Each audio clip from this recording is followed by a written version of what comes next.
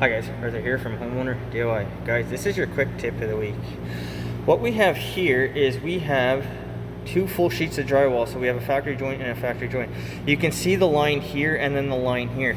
So these sheets of drywall are actually, they're indented here. So this will give a place for your tape to go.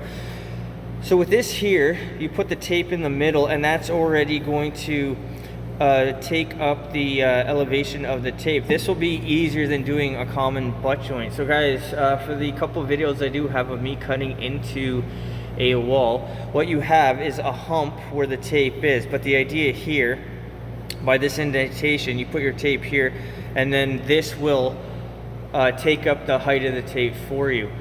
Ideally, you want to maximize how many of these types of joints that you have, because it'll make taping easier for you.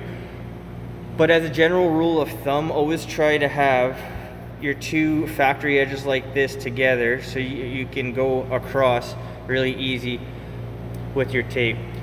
So what I'll do is I will tape this wall and then we'll come back and see what it looks like.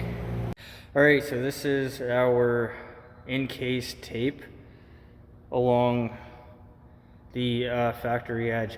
So once again, this will have to go wider, but by using these factory edges, it'll make your joint so much easier to do because the indentations in the drywall are there, so the tape is easier to encase. Guys, that is your quick tip of the week.